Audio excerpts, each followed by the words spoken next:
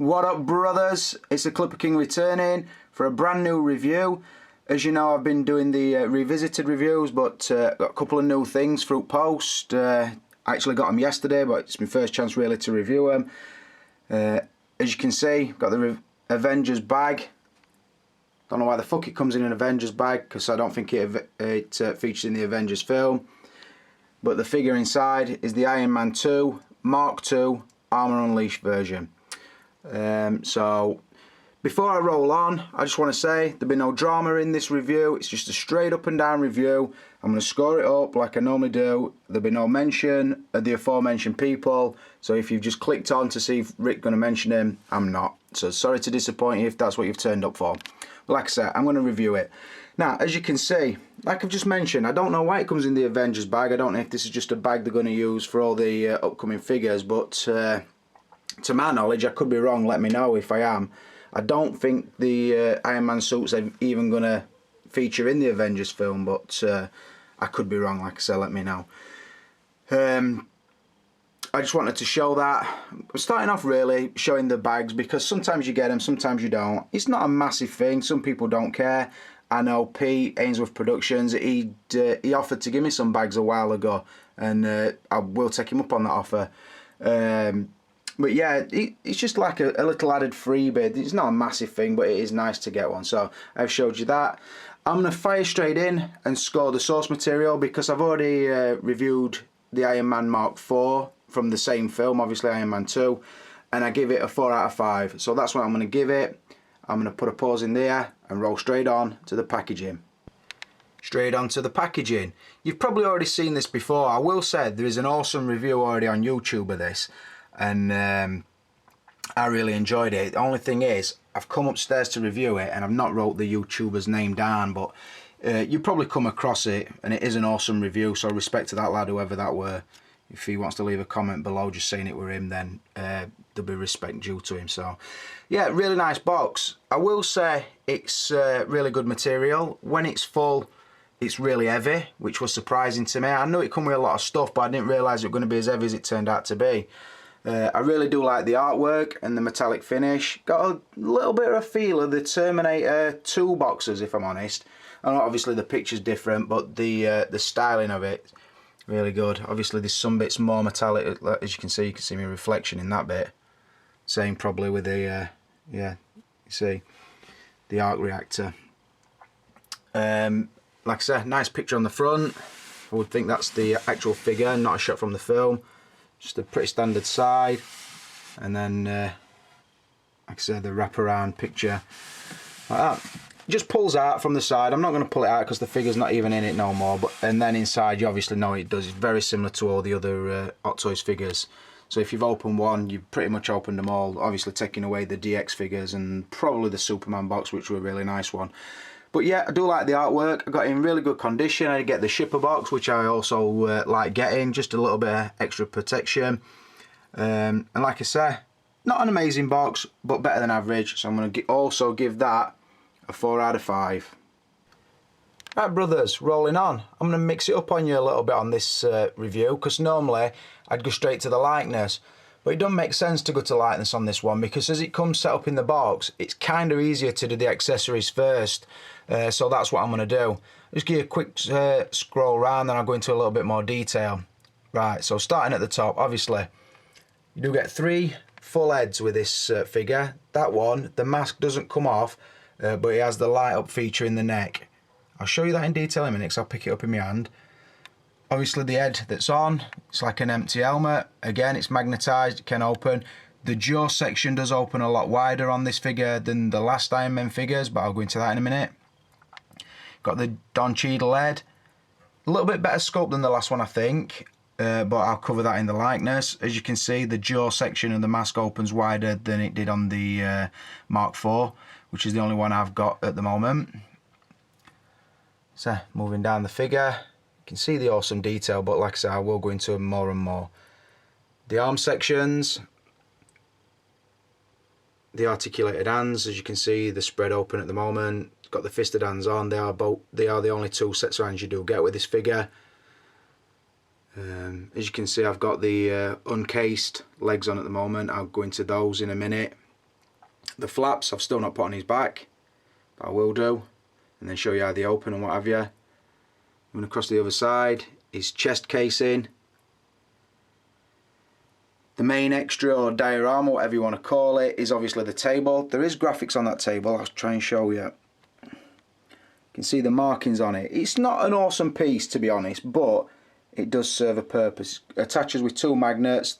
The side and the top is one section, the bottom and the other side is a section, then the top, that's another section. It is quite heavy and it does feel quite sturdy, and it's meant to look like a lab table. So yeah, it were an extra I don't think a lot of people were expecting, but when it came, it just a cheeky little bonus for us, so to speak. The proper built legs, I will go into those in a minute. And you've got the flight stand. Obviously I'll show you the light section on that. You've probably all seen it before, but fuck it while it's here, I might as well do it. And then the standard Hot Toys stand with a Mark II Armour Unleashed version wrote on it. So yeah, a good array. The only way I'm struggling here is because I'm classing them as extras. Now, I've always said if you get an extra head or you get an extra outfit, then that would give it 5 points, no doubt really. But with this one, everything it brings is sort of its outfit kind of thing. And obviously you put them 2 arm sections on, put one of them other heads on, his chest casing, his flaps, his cased legs or whatever you want to call them, get him on one of them stands, and basically that's it. So they're not accessories as such, but you can't really fault Hot Toys what they've done here. They've given you so much posing option with the things that it comes with, and if I were to sort of disrespect that, then I'd be fucking mental, cause you can't fault the stuff it came with. I will say as well at this section, I never planned to get this figure. I only bought this figure really because obviously I sold the Michael Jackson, the Leonidas, the Assassin's Creed and Terminator 1. I had a lot of money in my PayPal account and I thought it's not going to hurt me to get this figure, have a look at it and then maybe sell it. So my intentions may still be to sell this figure, but at this point I'm not sure.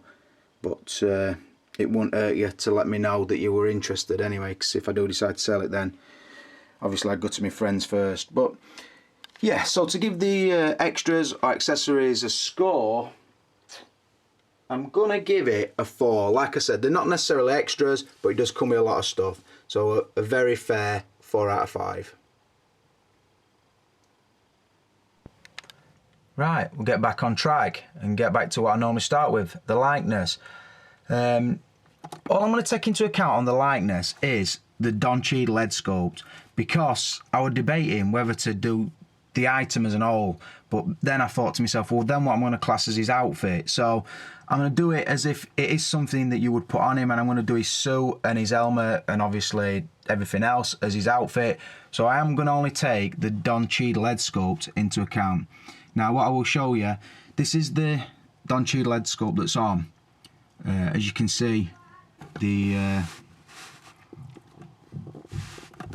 paint is highly chromed, which is very nice, more like how I thought the War Machine should have been, but it weren't. But if I open this bad boy up, obviously you've probably seen one of these Ironman heads before, how the helmet works kind of thing. I would say what Hot Toys have actually done with this is they've gone for functionality over, or detail over functionality, should I say, because the detail in it's fucking phenomenal, but there's limitations to what you can do because of that detail. But anyway, like I said, like I mentioned before as well, try and get you this from a few angles just to try and prove the point. So that's open, that's held with the magnets. You can see Don Cheadle's in there. Really, it does look like him, but it's not bang on for me. Now, a lot might differ. I do think it's better than the head on the War Machine because the paint applications are better. What I will do actually, I'll take that off because then the light will go. So you can see, I think the paint applications are a lot better than the War Machine. I think the War Machine had more an aggressive sort of, like kind of a frown mark on his eyebrows. This one hasn't, more relaxed, like more a chilling look about him. Really good skin tone, really good eyes, a lot of depth in the eyes. Now if I bring that, that'll come all the way down to there. Now if I turn that side on, it does look a lot better, I think. More open, obviously.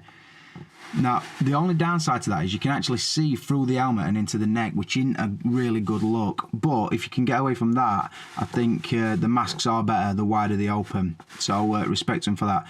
But like I said, I'm only taking into account the likeness, the Don Cheadle, and you do know it's him, but I think mainly because you can't see his hairline. I think that's what it is for me, because you can't see the mass of his head, so to speak, or his hairline or whatever. You only see the front part of his face.